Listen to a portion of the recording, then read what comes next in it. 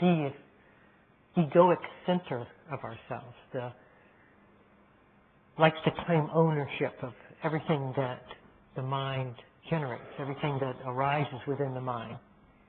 It's a little bit like standing in a public square and having random people walk through that public square and trying to tie each person's entrance into that public square in terms of a personal matter, a kind of a logic, trying to tie it all together in some kind of systematic way so that it all makes sense why person A and person B and person Z are coming into the public square. If you look at your mind, things are arising within it. Egoically, we try to tie all that together as an implication, as a way, as a personal ownership, as something that means something to the sense of self. And we establish that cohesiveness by and through a narrative, through a monologue with ourselves. That's why when we sit down to be quiet and we look at our mind, we have a continuous stream of narrative passing through it. We have invested so much energy into the stream of consciousness which ties everything together in some kind of personal ownership. But if we go beneath that narrative, if we quiet the narrative sufficiently, if it's not such a compelling database for us to collect our orientation to objects, we can begin to see the experiences themselves just arising independently of that narrative.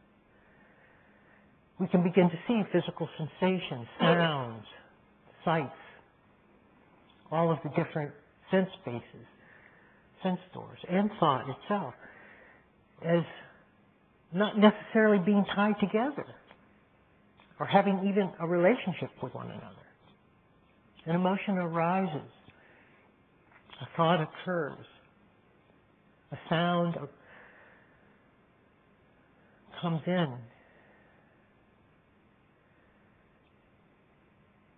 These are just occurrences, experiences within the mind, which are induced to arise internally because of how we have associated them with our narrative. If you associate anger with a very strong narrative over a long period of time, you'll have more anger arise. The conditions for anger will be fostered by and through that narrative. And then you'll have more of that arising in the mind because you will have encouraged it. But there's still, the question is, are you an angry person because anger arises more often than it does in someone else? Is that a justifiable logic?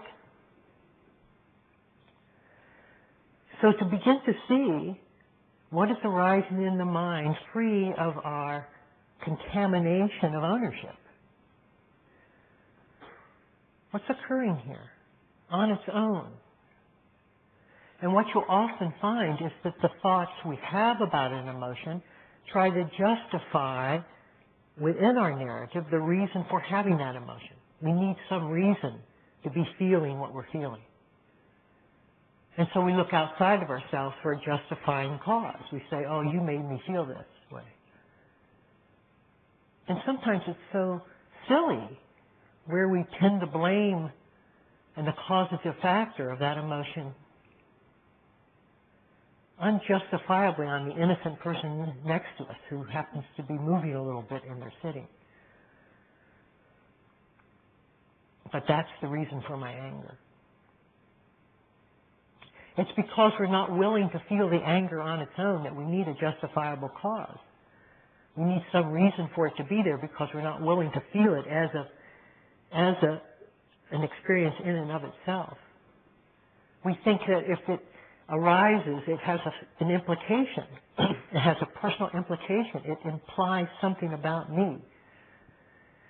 And therefore, to loosen the implication, we find a reason to blame that emotion on someone else. And then we can say, well, it's not my account. I'm not accountable for it. You're the reason that I'm having this. If I could just get rid of you, I wouldn't have the anger anymore.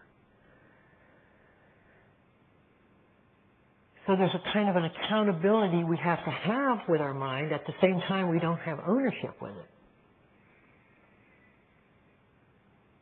It's arising within this body-mind experience. So honoring that arising, not dismissing it as, well, it's not mine, I don't even have to look at it. No, there's a full accountability to it, a full presence, a full awareness of it.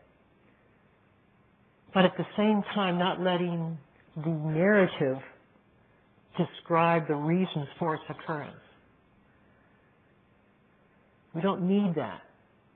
People often get very confused at this point in the meditation. They don't understand because it's always been the way they've looked at life. You know, I'm feeling this because you did this to me, and it feels awkward to be able to deal with something on its own. That something could arise on its own without having a personal reason for it to occur. It's arising because it arises. There are conditions by which it arises, but those conditions are impersonal.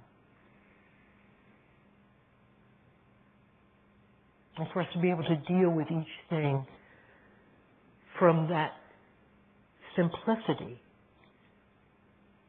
I can feel this. Everything can be felt on its own. I mean, what is an emotion going to do to you but have you feel it?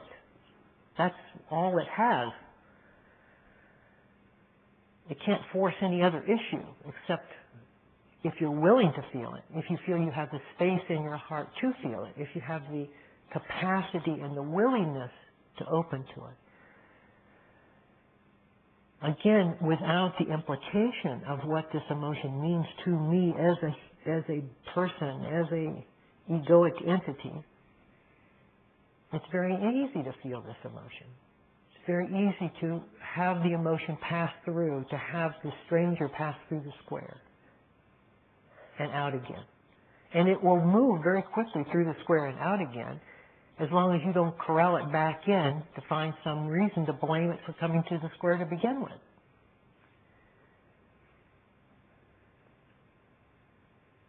And so we begin to work with the mind in a very forthright way, which is beautiful because it makes complete sense that our relationship would be what was arising. The presentation itself, the immediacy of its arising. The rest is imaginative. Every way I try to tie it into something I've done in my life or who I am in my life or something that someone else has done to my life, it's an imaginative reason that we give this thing. We just deal with it as it's arising. It can be dealt with very easily in and for what it is. And it gets very quiet in there when we're not constantly mind streaming our way through everything. Now that's a different problem because some of us don't want to be quiet. We like the streaming of the mind because it's like an echo in a canyon. The echo reminds you that you have a place in the canyon. No echo, you feel you've lost your place.